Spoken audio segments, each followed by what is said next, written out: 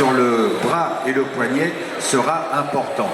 À cela, vous pouvez ajouter le rayon, c'est-à-dire la longueur de câble par rapport au pilote et au modèle, et plus il sera grand, bien évidemment, plus la vitesse sera accentuée au bout du rayon, et évidemment, la force centrifuge sera plus importante.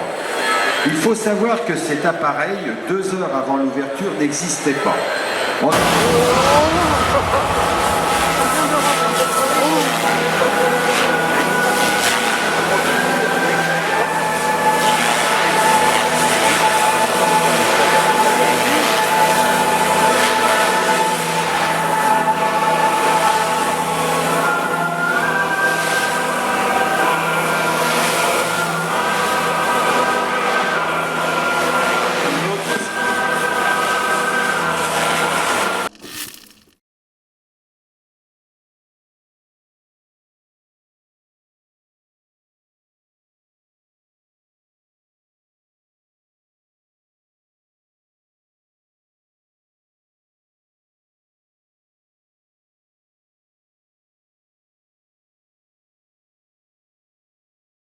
Un petit peu.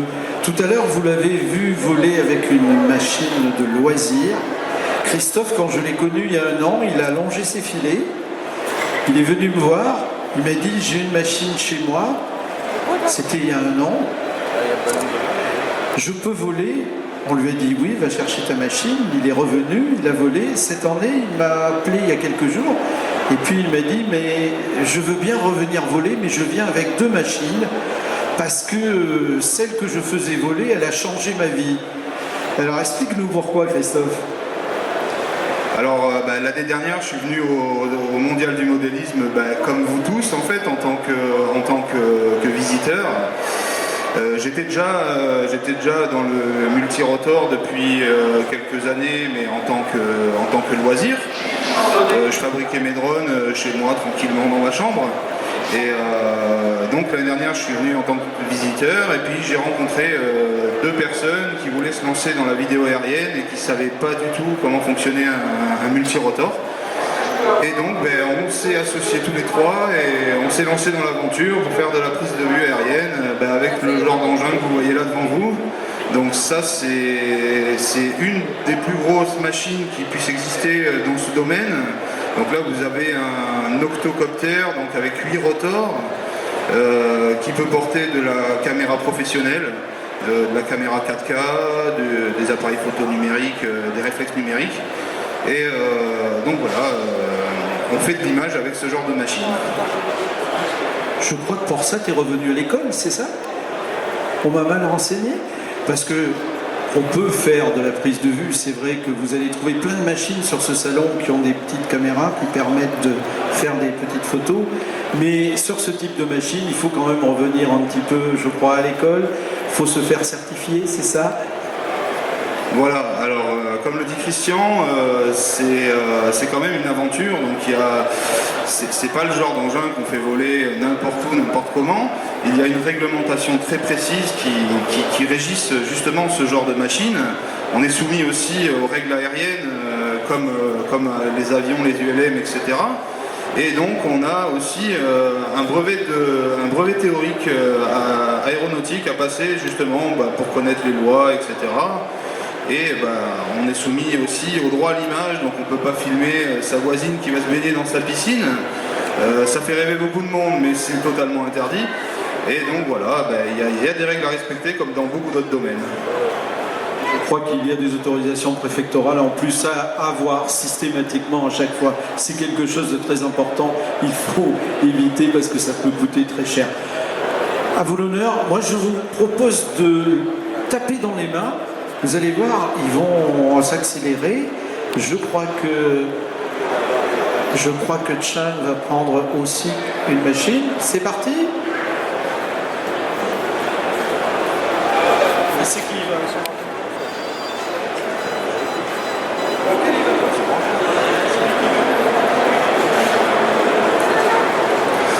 alors là, on va vous faire une démonstration de cette machine. Alors à savoir que ce genre d'engin se pilote à 2. Alors il y a un pilote qui gère la machine et un cadreur qui gère tout ce qui est partie prise de vue. Vous avez une nacelle auto-stabilisée sous la machine, et donc c'est le cadreur qui s'occupe d'orienter la caméra dans le sens où il veut, et quand la machine fait des mouvements, la nacelle va garder parfaitement la ligne d'horizon. Elle est là pour stabiliser entièrement l'image.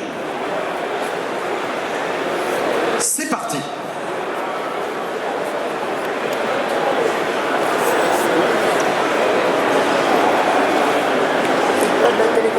On vérifie, dernière vérification d'usage, vous voyez que tout est testé avant, comme au démarrage de n'importe quel engin volant, que ce soit un avion, un hélicoptère ou un grand modèle.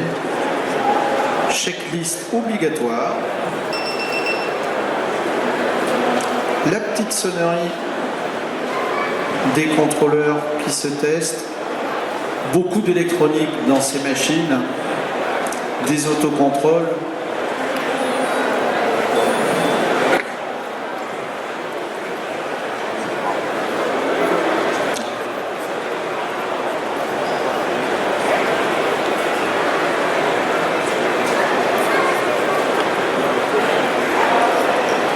Donc en fait les LED qui clignotent au niveau du pilote, c'est un moyen de communiquer avec la machine. Donc c'est une sorte de morse. Donc là c'est un Wukong de la marque DJI. Voilà, donc j'ai fait une tentative de recherche de GPS pour avoir un vol autostable en extérieur, mais là non, ça sera en mode ATI. C'est ATI en Wukong. Ouais, voilà, donc avec juste les gyroscopes. Voilà, les flashs de position de l'appareil sont en route. On est parti.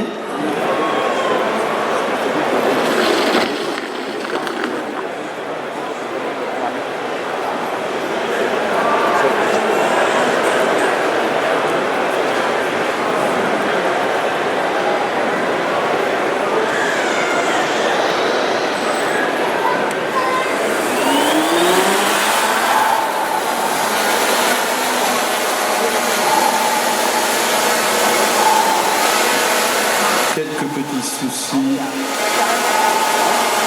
de liaison.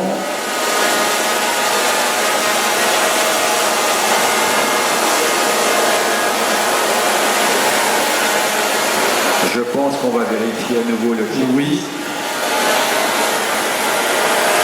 Évidemment, c'est un appareil extrêmement sophistiqué et donc cela nécessite un certain laps de temps entre chaque point de checklist. C'est bon, c'est parti.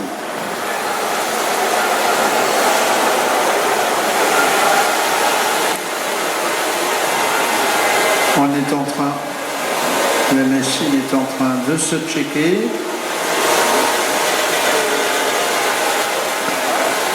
On a vu un mouvement de la caméra en dessous. Elle se reprogramme.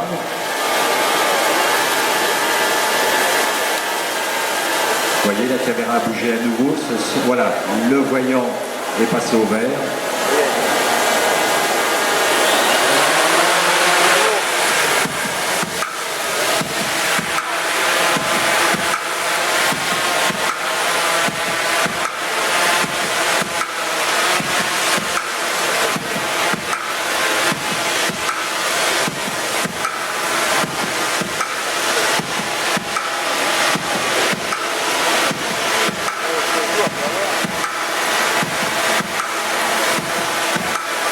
Il faut savoir que sur chaque axe d'hélice, il y a un gyroscope et également un gyroscope électronique attribué uniquement à la caméra.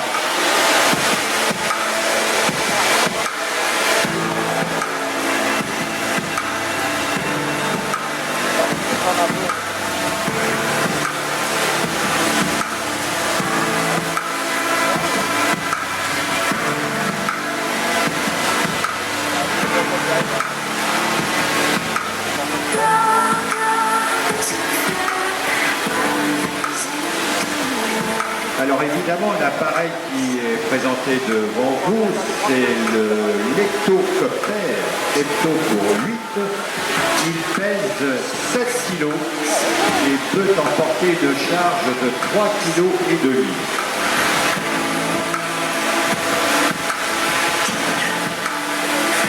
Cet appareil a déjà été utilisé pour des documentaires télévisés.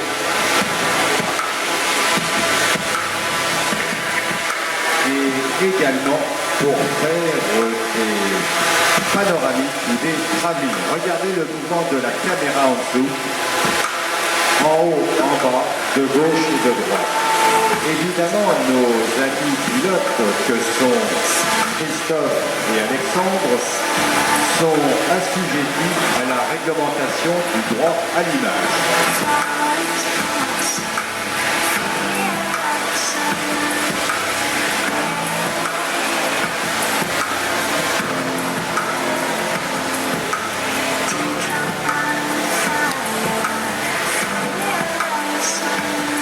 Pour pouvoir déplacer l'appareil de gauche et de droite, eh bien, ils interagissent sur une des turbines à hélice.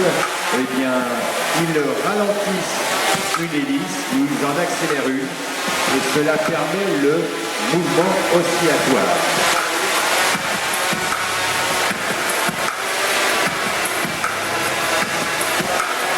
Devant vous, mesdames et messieurs, vous avez une exclusivité du 30e mondial de la maquette en état de vol. Il vous salue et regardez, la caméra reste stable. Vous voyez, elle ne bouge pas, elle est gérée par le gyroscope électronique. Elle reste perpendiculaire au sol. 1, 2.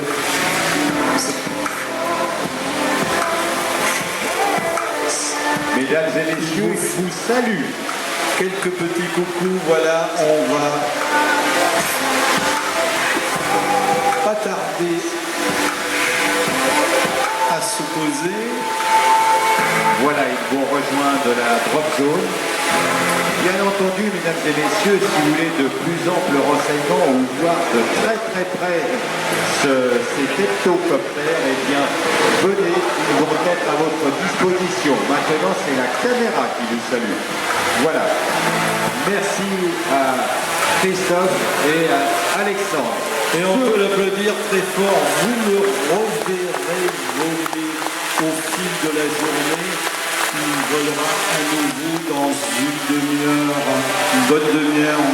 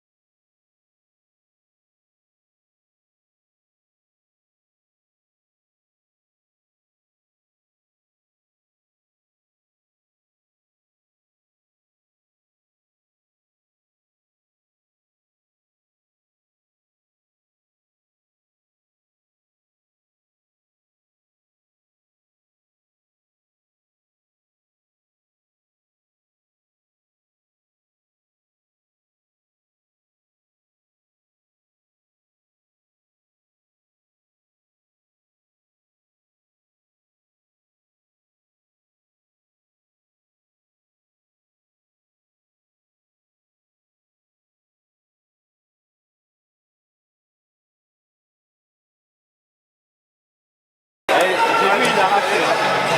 Il n'a pas d'accord de garage.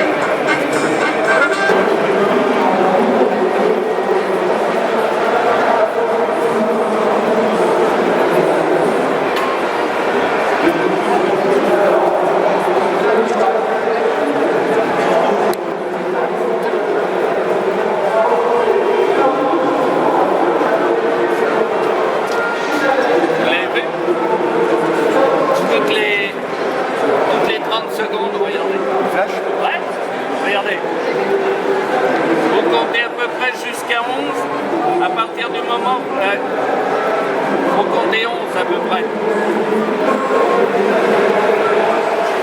Ça va pas tarder. Hein. Tac.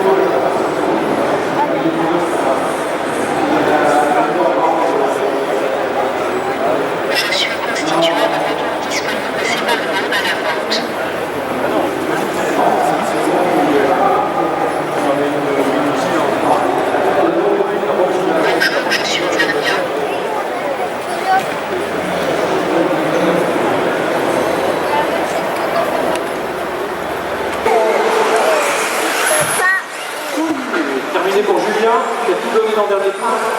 Terminé pour Cédric. Victoire de Julien, 16 pour 5,09. Cédric là, on n'a pas.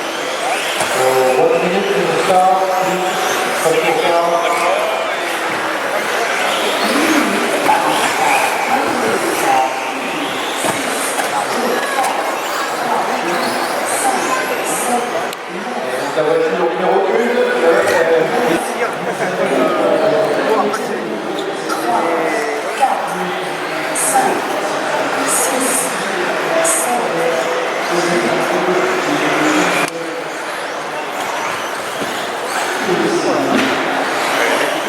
Hop, hop, hop.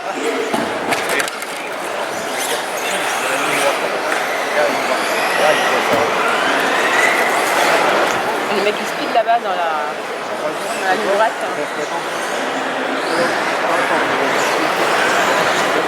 Il est pas mal celui-là. C'est bien celui-là. Ouais. Là-bas, elle fait bien. Regarde, elle arrive. Attends, je la suis. Elle est là-bas. Celle-là, elle est bien. Ah oui, hop, celle-là, regarde. Hop, elle revient là.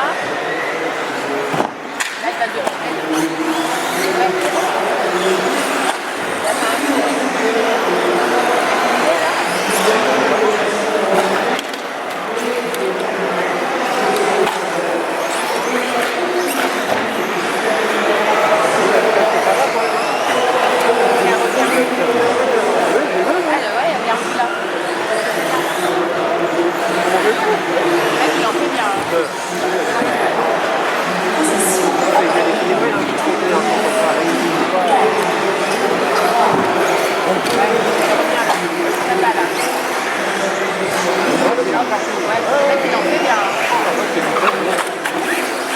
Ouais.